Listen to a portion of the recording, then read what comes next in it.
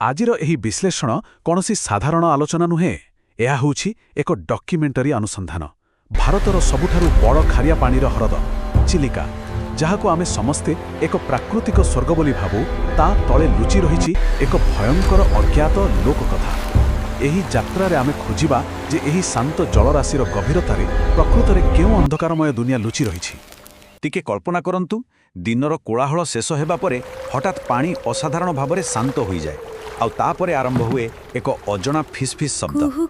କୁହାଯାଏ ଯେ ଯିଏ ବି ଏହି ସ୍ୱରର ପିଛା କରିଛି ସେ କେବେ ଫେରି ନାହିଁ। ଖାଲି ଡଙ୍ଗାଗୁଡ଼ିକ ପାଣିରେ ଭାସୁଥିବାର ମିଳେ, କିନ୍ତୁ ମଣିଷ ନିଖୋଜ। ଏହି ଅନୁସନ୍ଧାନରେ ଆମେ ଜାଣିବାକୁ ଚେଷ୍ଟା କରିବା ଯେ ଏହି ନିଖୋଜ ଯାତ୍ରୀମାନେ ଶେଷରେ ଯାଆନ୍ତି କୁଆଡ଼େ। ପ୍ରଥମ ପର୍ଯ୍ୟାୟ, ସୂର୍ଯ୍ୟାସ୍ତର ଆରମ୍ଭ। ଦିନବେଳା ଚିଲିକା ଯେତିକି ସୁନ୍ଦର ଲାଗେ, ସୂର୍ଯ୍ୟାସ୍ତ ପରେ ଏହା ସେତିକି ଭୟଙ୍କର ରୂପ ନିଏ। ଏକ ଅଦୃଶ୍ୟ ଶକ୍ତି ଯେମିତି ପୁରା ପରିବେଶକୁ ଗ୍ରାସ କରିନିଏ। ଏହାର କାରଣ ଜାଣନ୍ତି? କାରଣ ଏହି ବିଶାଳ ପାଣି ତଳେ କେବଳ ବାଲି ବା ପଙ୍କ ନାହିଁ, ଏହାର ଛାତି ତଳେ ପୋତି ହୋଇ ରହିଛି ନିଶ୍ଚିହ୍ନ ହୋଇଯାଇଥିବା ପ୍ରାଚୀନ ସାମ୍ରାଜ୍ୟ ଏବଂ ଭୁଲାଯାଇଥିବା ମନ୍ଦିରର ଧ୍ୱଂସାବଶେଷ।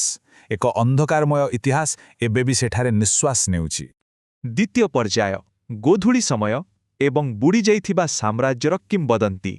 ହ୍ରଦର ଏହି ଉତ୍ପତ୍ତି କୌଣସି ସାଧାରଣ ଭୌଗୋଳିକ ଘଟଣା ନଥିଲା। ଏହା ପଛରେ ଏକ ପ୍ରାଚୀନ ରକ୍ତାକ୍ତ କାହାଣୀ ରହିଛି। କିମ୍ବଦନ୍ତୀ କହୁଛି ଯେ ରକ୍ତବାହୁ ନାମକ ଜଣେ ଅହଙ୍କାରୀ ରାଜା ଯେତେବେଳେ ପୁରୀ ଆକ୍ରମଣ କରିବାକୁ ଆସିଥିଲେ, ସମୁଦ୍ରର କ୍ରୋଧ ତାଙ୍କୁ ଛାଡ଼ି ନଥିଲା। ସମୁଦ୍ରର ଭୟଙ୍କର ଜଳପ୍ରଳୟ ରାଜାଙ୍କର ପୂରା ସୈନ୍ୟବାହିନୀକୁ ଏକାଥରକେ ଗିଳି ଦେଇଥିଲା, ଆଉ ସେହି ପ୍ରଳୟରୁ ହିଁ ଜନ୍ମ ନେଲା ଆଜିର ଏହି ଚିଲିକା। ଭାବି ଦେଖନ୍ତୁ, ଯେଉଁ ପାଣିକୁ ଆମେ ଏତେ ଶାନ୍ତ ବୋଲି ଭାବୁଛୁ, ତାହା ପ୍ରକୃତରେ ହଜାର ହଜାର ସୈନିକଙ୍କର ଏକ ବୁଡ଼ିଯାଇଥିବା ସମାଧିସ୍ଥଳ। ଏହି ସମାଧିସ୍ଥଳ ଭିତରେ ଲୁଚି ରହିଛି ଅନେକ ରହସ୍ୟମୟ ଢାଞ୍ଚା, ଯେମିତିକି ଗୁପ୍ତେଶ୍ୱର ମହାଦେବଙ୍କ ମନ୍ଦିର। ନାମରୁ ହିଁ ସ୍ପଷ୍ଟ ଯେ ଏହା ଗୁପ୍ତ। ସମ୍ପୂର୍ଣ୍ଣ ରୂପେ ପାଣି ଭିତରେ ଅଦୃଶ୍ୟ ହୋଇ ରହିଥିବା ଏହି ଐତିହାସିକ ମନ୍ଦିର ଏବେ ବି ସେଠାରେ ଅଛି। କିନ୍ତୁ ଆଶ୍ଚର୍ଯ୍ୟର କଥା ହେଉଛି, ଏତେ ଗଭୀର ଘନ ଅନ୍ଧକାରରେ ଏହି ମନ୍ଦିରରେ ପ୍ରକୃତରେ ପୂଜା କିଏ କରେ? କେଉଁ ଅଦୃଶ୍ୟ ଶକ୍ତିମାନେ ସେଠାରେ ଏକାଠି ହୁଅନ୍ତି? ଏ ପ୍ରଶ୍ନର ଉତ୍ତର ଆଜି ବି ସମସ୍ତଙ୍କ ପାଇଁ ଏକ ରହସ୍ୟ। ତୃତୀୟ ପର୍ଯ୍ୟାୟ, କାଳିଜାଇ ଦ୍ୱୀପରେ ମଧ୍ୟରାତ୍ରି। କାଳିଜାଇ, ଏହି ନାମ ସହିତ ଆମେ ସମସ୍ତେ ପରିଚିତ, କିନ୍ତୁ ମଧ୍ୟରାତ୍ରିରେ ଏହି ସ୍ଥାନର ପରିବେଶ ଏତେ ଭୟଙ୍କର ହୋଇଯାଏ ଯେ ସ୍ଥାନୀୟ ନାଉରିଆମାନେ ଏଠାକୁ ଆସିବାକୁ ସମ୍ପୂର୍ଣ୍ଣ ମନା କରିଦିଅନ୍ତି। ଏହା ପଛରେ ରହିଛି ଜାଇ ନାମକ ଏକ ନବବଧୂର ହୃଦୟବିଦାରକ କାହାଣୀ। ବିବାହ କରି ଶାଶୁଘରକୁ ଯିବା ବାଟରେ ଏକ ଭୟଙ୍କର ଝଡ଼ ତାଙ୍କର ଜୀବନ ନେଇଯାଇଥିଲା। ବିଶ୍ୱାସ କରାଯାଏ ଯେ ତାଙ୍କର ଅତୃପ୍ତ ଆତ୍ମା ଏବେ ବି ସେହି ଦ୍ୱୀପରେ ଘୁରି ବୁଲୁଛି। ସେଥିପାଇଁ ତ ସୂର୍ଯ୍ୟାସ୍ତ ହେବା ମାତ୍ରେ କେବଳ ପର୍ଯ୍ୟଟକ ନୁହନ୍ତି, ବରଂ ମନ୍ଦିରର ପୂଜକମାନେ ମଧ୍ୟ ସେହି ଦ୍ୱୀପକୁ ଜନଶୂନ୍ୟ କରି ଚାଲି ଆସନ୍ତି। ଆଉ ଠିକ୍ ସେତିବେଳେ, ଅର୍ଥାତ୍ ରାତିର ଘନ ଅନ୍ଧକାରରେ ଆରମ୍ଭ ହୁଏ ଅସଲ ଭୟ। ସୁନସାନ ପବନରେ ବେଳେବେଳେ ସ୍ପଷ୍ଟ ଶୁଭିଥାଏ ଜାଇଙ୍କର ସେହି କାନ୍ଦିବା ସ୍ୱର। କୁହାଯାଏ, ଅନ୍ଧକାର ନଇଁ ଆସିଲେ ଏଠାରେ କିଛି ନିଷିଦ୍ଧ ଶକ୍ତିମାନେ ଜାଗ୍ରତ ହୋଇ ଉଠନ୍ତି। ଏମିତି ବି ଗୁଜବ ଅଛି ଯେ ସେହି ବୁଢ଼ି ଯାଇଥିବା ମନ୍ଦିରର ଧ୍ୱଂସାବଶେଷରେ କିଛି ଅଦୃଶ୍ୟ ଶକ୍ତିଙ୍କ ଦ୍ୱାରା ଅତ୍ୟନ୍ତ ଗୁପ୍ତ ତାନ୍ତ୍ରିକ ପୂଜା କରାଯାଏ। ଏଗୁଡ଼ିକ କେବଳ କପୋଳକଳ୍ପିତ କାହାଣୀ ନୁହେଁ, ବରଂ ସ୍ଥାନୀୟ ଲୋକଙ୍କର ଦୃଢ଼ ବିଶ୍ୱାସ। ଚତୁର୍ଥ ପର୍ଯ୍ୟାୟ, ମଧ୍ୟରାତ୍ରି ଜଳରାଶିର ଆତଙ୍କ। ବର୍ତ୍ତମାନ ଆମେ ପ୍ରବେଶ କରୁଛୁ ସେହି ସ୍ଥାନରେ ଯାହାର ନାମ ଶୁଣିଲେ ବଡ଼ ବଡ଼ ଅନୁଭବୀ ମାଛ ଧରାଳୀଙ୍କର ମଧ୍ୟ ଦେହ ଶୀତେଇ ଉଠେ। ତାହା ହେଉଛି ଭୁତୁଡ଼ି ଦ୍ୱୀପ। ଯେଉଁମାନେ ପିଢ଼ି ପରେ ପିଢ଼ି ଏହି ପାଣିରେ ନିଜର ଜୀବିକା ନିର୍ବାହ କରୁଛନ୍ତି, ସେମାନେ ମଧ୍ୟ ରାତିରେ ଏହି ଅଞ୍ଚଳ ଆଖପାଖକୁ ଯିବାକୁ ସାହସ କରନ୍ତି ନାହିଁ। ଏହା ହେଉଛି ସମସ୍ତ ଅଲୌକିକ ଘଟଣାର ମୁଖ୍ୟ କେନ୍ଦ୍ରସ୍ଥଳୀ। ଏଠାକାର ପ୍ରତ୍ୟକ୍ଷଦର୍ଶୀଙ୍କ ଅନୁଭୂତି ଶୁଣିଲେ ଆପଣ ବି ଆଶ୍ଚର୍ଯ୍ୟ ହେବେ। ଥରେ ରଘୁନାଥ ନାମକ ଜଣେ ବ୍ୟକ୍ତି ସନ୍ଧ୍ୟାରେ ମାଛ ଧରିବାକୁ ଯାଇ ହଠାତ୍ କୁଆଡ଼େ ଉଭାନ ହୋଇଗଲେ। ସବୁଠୁ ରହସ୍ୟମୟ କଥା ହେଲା, ତାଙ୍କର ଡଙ୍ଗାଟେ ପାଣିରେ ଭାସୁଥିବା ଅବସ୍ଥାରେ ମିଳିଥିଲା, ଆଉ ସେଥିରେ କୌଣସି ବି କ୍ଷତି ହୋଇନଥିଲା। ଗୋଟିଏ ସମ୍ପୂର୍ଣ୍ଣ ସୁରକ୍ଷିତ ଡଙ୍ଗାରୁ ଜଣେ ମଣିଷ କେମିତି ଅଦୃଶ୍ୟ ହୋଇଯାଇପାରେ?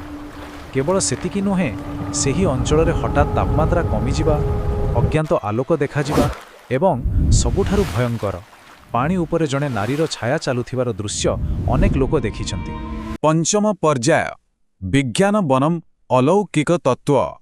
ଆସନ୍ତୁ ଏବେ ଏକ ଡକ୍ୟୁମେଣ୍ଟାରୀ ଅନୁସନ୍ଧାନକାରୀ ଭାବରେ ଏହି ଘଟଣାଗୁଡ଼ିକୁ ବିଜ୍ଞାନର ଆଖିରେ ଦେଖିବା।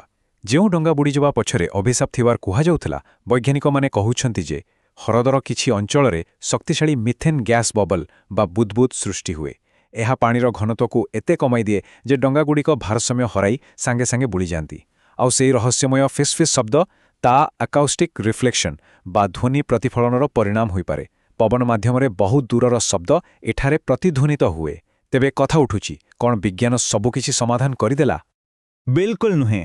ବିଜ୍ଞାନ କେବଳ ଗୋଟିଏ ଦିଗର ସମାଧାନ କରିପାରିଛି। ହଁ, ବୁଡ଼ି ଯାଉଥିବା ଡଙ୍ଗା ଓ ପ୍ରତିଧ୍ୱନିତ ଶବ୍ଦର କାରଣ ହୁଏତ ମିଳିଯାଇଛି, କିନ୍ତୁ ସେହି ଅଜ୍ଞାତ ଆଲୋକ କଥା କ'ଣ କହିବେ?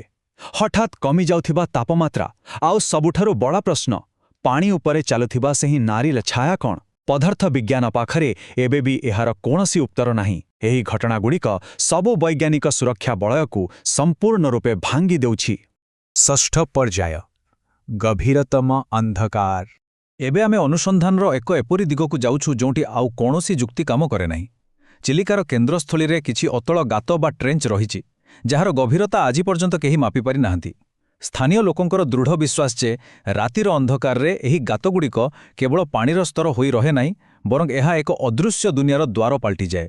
ଗୋଟିଏ ଏମିତି ସ୍ଥାନ ଯେଉଁଠି ସମୟ ଏବଂ ବାସ୍ତବତାର ନିୟମ କାମ କରେନି। ଏସବୁ ଶୁଣିବା ପରେ ମନରେ ଗୋଟିଏ ଗୁରୁତ୍ୱପୂର୍ଣ୍ଣ ପ୍ରଶ୍ନ ଉଠିବା ସ୍ୱାଭାବିକ। ସେହି ନିଖୋଜ ମାଛ ଧରାଳି ଆଉ ତାଙ୍କର ଯାତ୍ରୀମାନେ ଶେଷରେ ଗଲେ କୁଆଡ଼େ? ସେମାନେ କ'ଣ ସେହି ଗଭୀର ପାଣି ତଳେ ଥିବା କୌଣସି ଅଜ୍ଞାତ ଦୁନିଆରେ ସବୁଦିନ ପାଇଁ ବନ୍ଦୀ ହୋଇ ରହିଛନ୍ତି? ନା ଆଜି ବି ମଧ୍ୟରାତ୍ରିର ଅନ୍ଧକାରରେ ସେହି ବୁଡ଼ିଯାଇଥିବା ମନ୍ଦିରଗୁଡ଼ିକରେ କୌଣସି ପ୍ରାଚୀନ ନିଷିଦ୍ଧ ପୂଜା ଚାଲିଛି? ଏହା ଏମିତି ଏକ ରହସ୍ୟ ଯାହାର ଉତ୍ତର ହୁଏତ କେବଳ ଚିଲିକା ହିଁ ଜାଣେ। ଶେଷରେ ଗୋଟିଏ କଥା ନିଶ୍ଚୟ କହିବାକୁ ପଡ଼ିବ। ପ୍ରକୃତ ଭୟ କେବଳ ରାତିର ଅନ୍ଧକାରରେ ନଥାଏ। ଏହା ଥାଏ ସେହି ଲୁଚି ରହିଥିବା ଇତିହାସର ନିଷ୍ଠୁର ସତ୍ୟତାରେ, ଯାହା ଶହ ଶହ ବର୍ଷ ଧରି ପାଣି ତଳେ ଚାପି ହୋଇ ରହିଛି, ଆଉ ବେଳେବେଳେ ବାହାରକୁ ଆସି ଆମକୁ ତାର ଉପସ୍ଥିତି ଜଣାଇଦିଏ। ଏହି ବିଶାଳ ଜଳରାଶି ନିଜ ବୁକୁରେ ଆହୁରି କେତେ ଯେ ରହସ୍ୟମୟ କାହାଣୀ ସାଇତି ରଖିଛି, ତାହା କିଏ କହିପାରିବ? ଏହି ଅନୁସନ୍ଧାନ ଆଜି ପାଇଁ ଏତିକି। ଆମର ଏହି ବିଶ୍ଳେଷଣରେ ଯୋଡ଼ି ହୋଇଥିବାରୁ ଧନ୍ୟବାଦ।